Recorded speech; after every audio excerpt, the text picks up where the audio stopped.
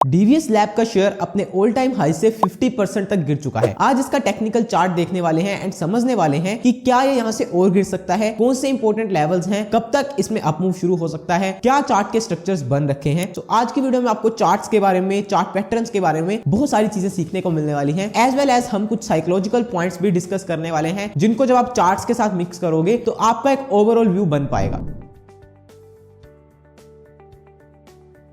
सो weekly chart पे हम इसके आ चुके हैं। अब जब हम लॉन्ग टर्म स्ट्रक्चर देख रहे हैं तो हमें दिख रहा है एक अप ट्रेंड वाला स्टॉक है। सो फर्स्ट हमारा क्राइटेरिया टिक मार्क है कि अप ट्रेंड वाले स्टॉक में हम काम कर सकते हैं, बट हमें वहां पे देखना होता है कि करंट कहां पे प्लेस्ड है, क्या सिचुएशन है, क्या हो रहा है पर्टिकुलरली स्टॉक में। तो वो जब मैं देखता हूं तो पिछले कुछ ईयर से लाइक 2021 के बाद मेरे को दिख रहा है इसमें करेक्शन चल रही है, और वो करेक्शन एक इस वाले ट्रेंड की चल रही है। तो यहाँ पे हमें क्या होता है कि जब भी करेक्शन दिख जाती है हमें वहां पे सिर्फ इतना देखना होता है कि वो करेक्शन कहां पे खत्म हो सकती है, कौन से ऐसे इंपॉर्टेंट एरियाज हैं जहां तक वो आ सकती है। तो सिंपली मैं इस ट्रेंड की पूरे की रिट्रेसमेंट लगाऊंगा तो 50% की इसकी रिट्रेसमेंट आ रही थी 3000 के आसपास। अब उसी के आसपास ये करंटली खड़ा है, बट जैसा पता है आपको 61% की रिट्रेसमेंट बहुत इंपॉर्टेंट होती है और एक गोल्डन रेशियो मानी जाती है, तो इसलिए उसको हम कभी भी रूल आउट नहीं कर सकते कि वो आ नहीं सकती है। तो 61% की रिट्रेसमेंट पे हमें ध्यान रखना है। वहां पे सिंपली मैं एक लाइन लगा देता हूं जो कि 2400 के आसपास आ रही है। तो यहां से भी अगर हम देखेंगे तो करंटली ये खड़ा है अराउंड 2800 के आसपास, तो यहां से भी 15% तक नीचे इसके पास जगह है, तो किसी भी दिन किसी भी टाइम पे ये वहां तक आ सकता है। और सेकंड चीज आप देखोगे वीकली चार्ट में तो यहाँ पे एक गैप भी था जो कि 2020 में बना था, तो गैप के आसपास भी स्टॉक को कहीं ना कहीं, प्राइस को कहीं ना कहीं सपोर्ट मिलती है, तो इसलिए ये भी एरिया इंपॉर्टेंट है। उसके बाद 2400 का एरिया इंपॉर्टेंट है। अब 2400 के एरिया से नीचे अगर ये जाता है और वहां पे सस्टेन करता है, जाने की बात देखिए जैसे मैंने बताया यहाँ पे गया था बट सस्टेन नहीं किया, सिर्फ एक हफ्ता रुका और उसके बाद एकदम से यहाँ पे इसने पूरी बुलिश एंगल्फिंग कैंडल बना दी। तो इसलिए यहाँ पे भी ऐसा हो सकता है कि जाए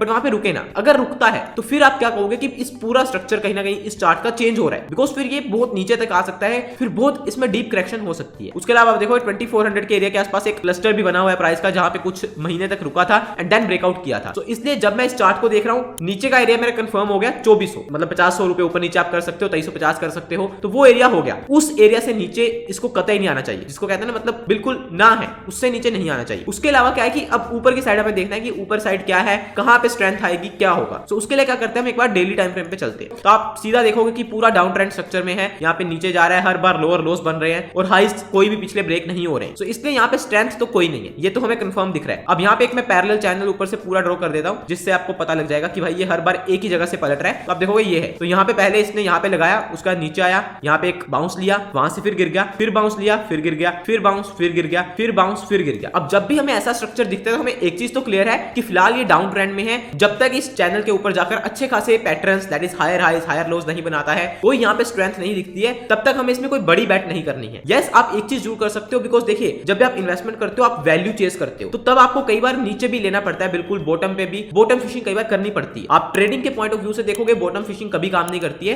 बट इन्वेस्टमेंट में जब आप वैल्यू चेस कर रहे हो तो आपको कई बार ऐसी चीजें करनी पड़ती हैं। वहां पे बस एक चीज का ध्यान रखना होता है कि आप क्वांटिटी अपनी कम रखते हो, ठीक है। ऐसा नहीं है कि मेरे को 2400 पे मिल गया अगर डीवीएस लैब तो मैं पूरा अपना पेटी भर के यहाँ पे पैसा लगा दूंगा, वहां पे कुछ पैसा लगाऊंगा। समझ लीजिए मेरे को इसके 100 शेयर लेने हैं, वहां पे मैं 20-25 शेयर लूंगा कि हाँ 2400 मेरे को आ गया, अब इससे नीचे ज्यादा जाने की मेरे को उम्मीद नहीं है, तो मैं कुछ एंट्री कर लेता हूं। बट मेरी मेन एंट्री तभी होगी जब ये स्ट्रेंथ शो करेगा। अब फिलहाल के लिए ये स्ट्रेंथ कहां पे आएगी, जब ये इसके ऊपर जाएगा। समझ लीजिए यहां से ये बाउंस लेता है, यहां जाता है, कुछ टाइम रुकता है, फिर यहां से ऊपर जाता है, फिर हायर हाइज बनाता है, तो वहां पे मेरी एक मेजर एंट्री होनी शुरू होगी। बट जब तक ये डाउन ट्रेंडिंग स्ट्रक्चर में है तब तक मैं बॉटम फिशिंग करने के चक्कर में यहाँ पे मेजर एंट्री नहीं करूंगा। अब एक बार ना मैं फिर से वीकली चार्ट पे चलता हूं एंड मैं सिंपल आपको एक चैनल दिखाता हूं जो कि मैं 2006-7 से बनाऊंगा। ये हाई और एक 2015-16 वाले हाई को मैं मिलाता हूं, तो यहाँ पे आप एक चीज नोटिस करोगे, ये इसको हम मंथली चार्ट ही कर देते हैं एक बार, बिकॉज मंथली में सारी एक स्क्रीन में आ जाएगा। तो ये देखो, अब यहाँ पे आप देखोगे इसने एक हाई लगाया था, उसका ये पूरा नीचे काम करता रहा, देन ये 2015 में इसके आसपास आया, वहां से फिर गिर गया, उसका फिर ऊपर आया, यहीं पे रेजिस्टेंस ली, देन इसको कर दिया ब्रेक। अब इस ब्रेक करने के बाद यहाँ पे इसने फिर पूरा ऊपर काम करके अब ये वहीं पे रिटेस्ट कर रहा है। सो इसलिए ये जो करंट एरिया है ये इसलिए भी इंपॉर्टेंट है कि ये काफी बड़े टाइम फ्रेम पे, मंथली टाइम फ्रेम पे कहीं ना कहीं चैनल सपोर्ट का काम करेगा। इस चीज का हमें ध्यान रखना है कि इस एरिया से नीचे जाकर इसको ज्यादा रुकना नहीं चाहिए। अब फिलहाल हमने बात करी है सारी प्राइस एक्शन के बेस पे कि किस तरीके से कहां पे रेजिस्टेंस मिल रही है, कहां पे चैनल्स आ रहे हैं इसके, कहां पे सपोर्ट है, रिट्रेसमेंट है। बट जैसा मैं आपको हर बार बताता हूं कि आप मूविंग एवरेजेस को जरूर से यूज करिए, बिकॉज वो आपको बताती है कि प्राइस की की एवरेज कहां पे आ रही है, शॉर्ट टर्म की एवरेज कहां पे आ रही है, लॉन्ग टर्म की एवरेज कहां पे आ रही है। और एक बात आप मानकर चलिए कि प्राइस हमेशा अपनी एवरेजेस को रिस्पेक्ट करता है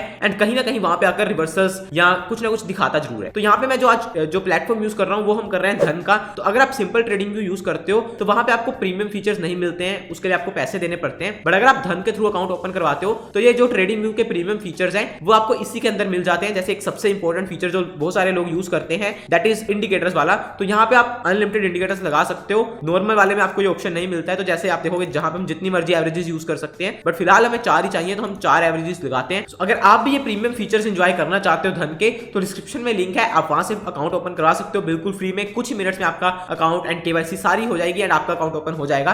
तो आप जरूर से चेकआउट कर सकते हो। सो बड़े टाइम फ्रेम में जब मैं एवरेजेस को देख रहा हूं ना तो वीकली टाइम फ्रेम पे 200 की एवरेज बाय डिफॉल्ट आप मान चलिए काफी इंपॉर्टेंट होती है, बिकॉज उसके नीचे कोई भी स्टॉक, मैंने ज्यादातर स्टॉक्स में ये देखा है कि जब भी उसके नीचे आकर स्टॉक रुकता है तो फिर वहां से बहुत ही ज्यादा करेक्शन करता है। जैसे हमने विप्रो वाले में भी बात करी थी, तो इसमें भी आप देखोगे जब यहां से एक बार नीचे आया था 2017 में, तो यहाँ पे इसमें जो करेक्शन आई थी वहां से फिर अराउंड 40% तक की करेक्शन आई थी। उससे पहले देखोगे तो कभी भी ज्यादा ये वीकली टाइम फ्रेम पे 200 की एवरेज से नीचे आया नहीं है। अब फिर करंटली ये 2023 में इसके नीचे आया है। तो यहाँ से अगेन वही बात है कि यहाँ से अगर हम देखेंगे तो 40% की करेक्शन हमारी काफी नीचे तक बन रही है, दैट इज 2000 तक। तो इसीलिए हम बात कर रहे हैं कि इसको यहाँ से जल्दी रिवर्स करना चाहिए और कहीं ना कहीं यहाँ पे इसमें स्ट्रेंथ अभी आनी चाहिए अगर ये सच में ऊपर जाना चाहता है। अगर ये यहीं पे रुक जाता है और थोड़ा और नीचे को ग्राइंड करना शुरू करता है तो फिर वही बात है कि फिर इसमें करेक्शन बढ़ रही है और फिर ये पूरा टाइम भी स्पेंड करेगा और कहीं ना कहीं प्राइस भी फिर नीचे वही 2400 उससे नीचे भी आ सकता है। अब वहां पे हमें क्या देखना है, ठीक है, एक बार डेली चार्ट पे चलते हैं। अब डेली चार्ट में जब मैं देख रहा हूं तो यहां से ये गिरना शुरू हुआ, उसके बाद इसने पूरा एक यहाँ पे काम किया। जैसे यहाँ पे देखोगे ये गिरना शुरू हुआ, देन यहाँ पे आकर पूरा इसने यहाँ पे एक साइडवेज से काम करा। अब ये एक आप देखोगे प्राइस का काफी ज्यादा क्लस्टर बना हुआ है जहां पे इसने पूरा साइडवेज काम किया। अब ऐसे टाइम में क्या होता है ना कि जब यहाँ पे स्टॉक गिरा ऊपर से और एक जगह पे अगर साइडवेज हो गया तो वहां पे काफी लोग ऐड करना शुरू कर देते हैं, ठीक है। स्मार्ट प्लेयर जो है यहाँ पे जिसको ऑपरेटर को जो मर्जी को उसको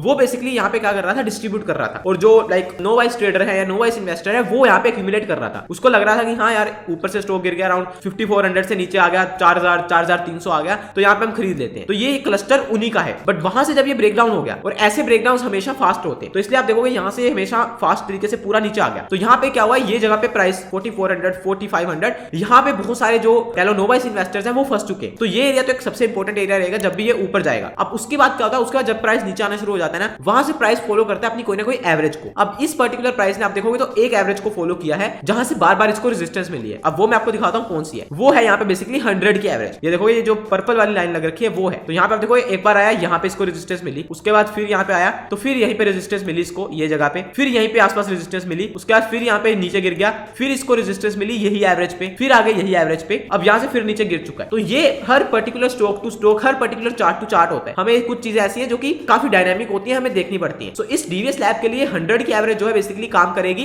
एक रेजिस्टेंस का। अब मेरे लिए एक क्लियर चीज है कि जब भी यहाँ से ऊपर जाता है, जब तक इस रेजिस्टेंस को क्लियर नहीं करता है तब तक मैं इसमें कोई एंट्री नहीं करूंगा। एवरेजेस बेसिकली हमें यही बताने में हेल्प करती है। कई बार क्या होता है ना, यहाँ से स्टॉक थोड़ा सा भी ऊपर जाना शुरू होगा ना, हमें लगा कि अब ट्रेंड में आ गया और अब इसमें हम पोजीशन बना लेते हैं, बट हमें वेट करना है जब तक ये एवरेज क्लियर नहीं होती है ये वाली, ठीक है, बिकॉज यहाँ से ये स्टॉक बार बार गिर रहा है। तो इसलिए जब अगेन आएगा तो यहाँ पे कहीं ना कहीं उसको रेजिस्टेंस मिलेगा। अब प्राइस के ऊपर, पैटर्न्स के ऊपर सारी बात हो गई है। अब लास्ट में एक बात कर लेते हैं टाइम की, बिकॉज मैं ये मानता हूं कि टाइम बहुत एक इंपॉर्टेंट रोल प्ले करता है हमारी मार्केट्स में। हर चीज का, हर सेक्टर का किसी का टाइम होता है, तो हमें वो चीज जरूर से ध्यान में रखनी चाहिए। अब टाइम वाइज हम क्या देखते हैं, बेसिकली मैं जो फॉलो करता हूं वो मैं ये देखता हूं कि ट्रेंड कितना बड़ा था, उसका करेक्शन कितनी हुई है, ठीक है। अब मैं ये ट्रेंड को देख रहा हूं तो वो मेरे को दिख रहा है 2017 से लेकर ये ट्रेंड शुरू हुआ था एंड अभी इसको लाइक वीकली चार्ट पे जब मैं देख रहा हूं तो 229 बार्स मतलब 230 बार्स के आसपास का ये ट्रेंड है। अब जब मैं इसको करेक्ट होते देखता हूं तो मेरे को करेक्ट होते दिख रहा है कि ये 230 बार्स को करेक्ट होते अभी 76 बार्स हुए। बट एक चीज यहाँ पे मेरे को एडिशनल मिल रही है, इसने जो करेक्शन कर ली है वो 50% की कर ली है। अगर ये यहाँ से 61% की करेक्शन कर लेता है तो फिर इसको जो 230 बार्स हैं उसको करेक्ट करने में 230 बार्स नहीं लगाने पड़ेंगे, बिकॉज दो ही तरह की करेक्शन होती है, time wise and price wise. अगर वो स्टॉक प्राइस वाइज ज्यादा कर लेता है तो फिर टाइम वाइज कम करता है, अगर प्राइस वाइज कम करता है तो फिर टाइम वाइज ज्यादा करता है। अब इस स्टॉक ने प्राइस वाइज ठीक ठाक करेक्शन करी है, तो इसकी जो टाइम वाइज करेक्शन है वो कहीं ना कहीं जो 230 बार्स का ट्रेंड था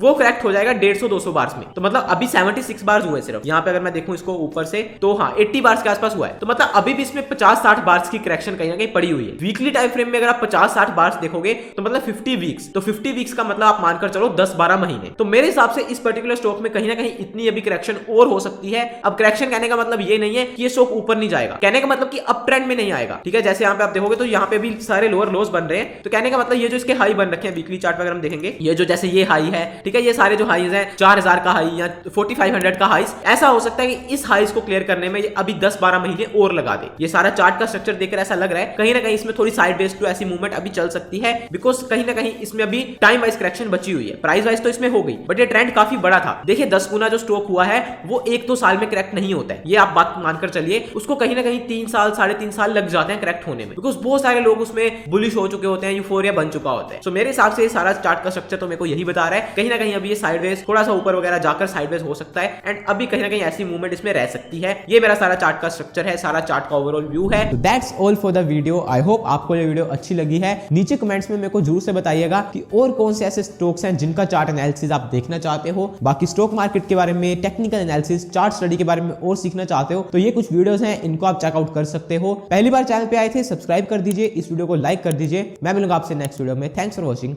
जय हिंद, वंदे मातरम।